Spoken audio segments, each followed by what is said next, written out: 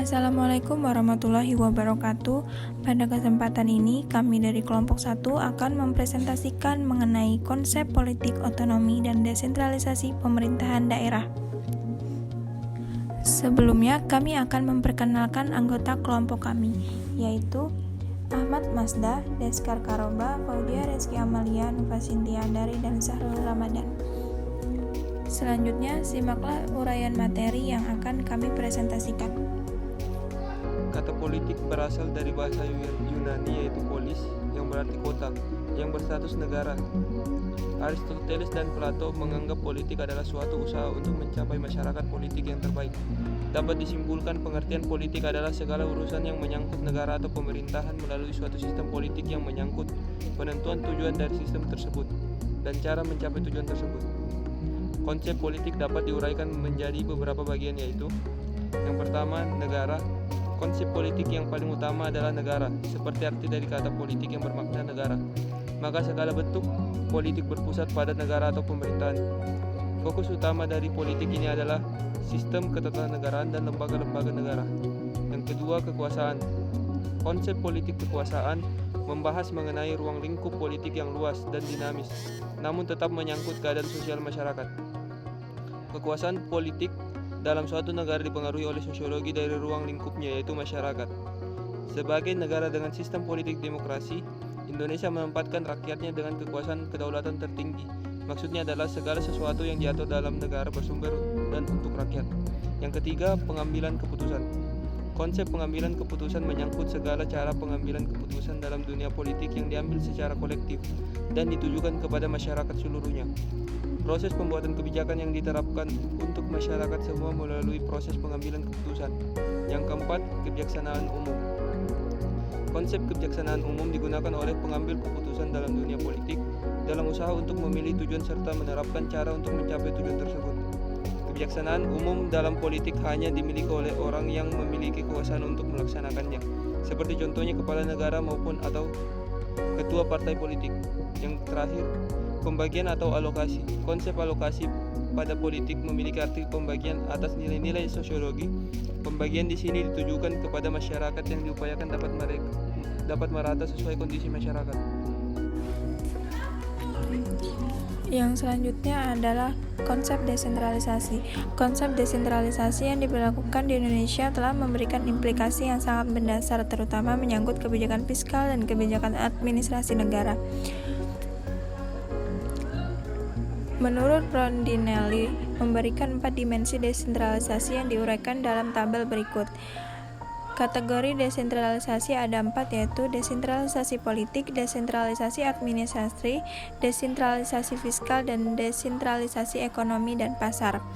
Tujuan desentralisasi politik adalah meningkatkan kekuasaan kepada penduduk dan perwakilan politik mereka dalam pembuatan keputusan publik.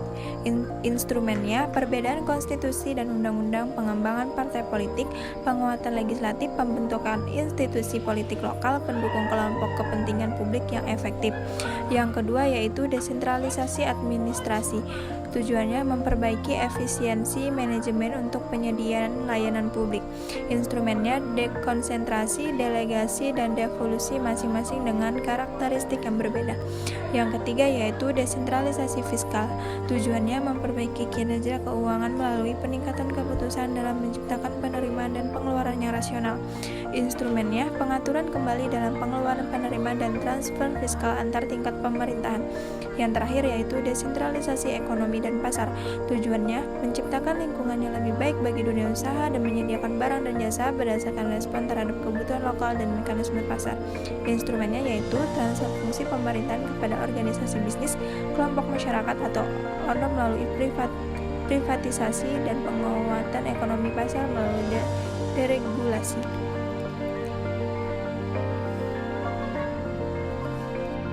Kebijakan desentralisasi dalam konteks negara kesatuan. Kebijakan desentralisasi pada hakikatnya pembagian kekuasaan pemerintahan secara vertikal yang melahirkan desentralisasi dan otonomi daerah, merupakan komplementer atau pelengkap dari pembagian kekuasaan secara horizontal yang melahirkan kekuasaan eksekutif, yudikatif, dan legislatif.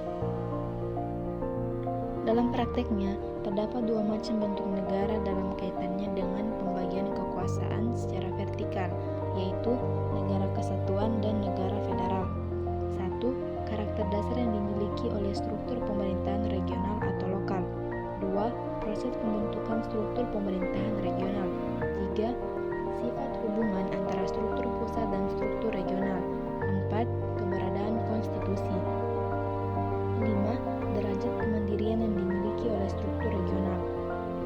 Dalam dimensi karakter dasar yang dimiliki, pemerintah daerah dalam negara kesatuan tidak memiliki karakter soverenitas atau kedaulatan, sedangkan negara bagian dalam negara federal merupakan struktur asli yang memiliki karakter kedaulatan.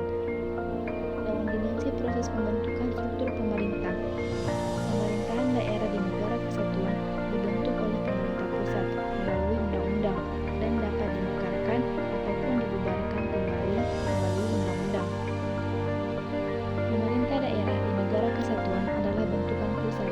Sebaliknya, di negara federal, pemerintahan negara bagian merupakan struktur asli yang telah ada sebelum struktur federal terbentuk. Bahkan, pembentukan struktur federal merupakan kesepakatan yang terjadi antara negara-negara bagian. Dapat dikatakan bahwa struktur federal di dalam negara federal dibentuk oleh negara-negara bagian melalui konstitusi. Sifat hubungan antara struktur pusat dan struktur regional dalam negara kesatuan adalah subordinatif, artinya pemerintah daerah adalah bentukan dan bawahan dari pemerintah pusat.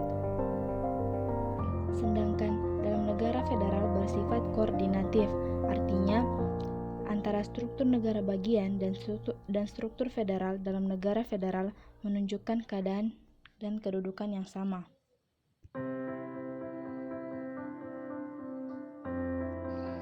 Menurut Imade Sandi, bahwa terdapat dua tujuan utama yang ingin dicapai dalam desentralisasi, yaitu tujuan politik dan tujuan administrasi.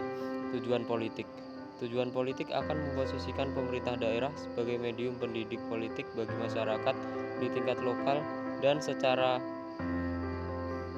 agregat akan berkontribusi pada pendidikan politik secara nasional untuk mempercepat terwujudnya civil society. Yang kedua, tujuan administrasi. Tujuan administrasi akan memposisikan pemerintah daerah sebagai unit pemerintahan di tingkat lokal yang berfungsi untuk menyediakan pelayanan masyarakat secara efektif, efisien, dan ekonomis. Sedangkan menurut Sadu Wastiono, secara umum tujuan desentralisasi dalam rangka otonomi daerah dikelompokkan dalam 3 tujuan, yaitu pertama, tujuan politik dari desentralisasi adalah membangun infrastruktur dan suprastruktur politik tingkat lokal menjadi lebih demokratis yang meliputi pemilihan kepala daerah, parpol, dan DPRD.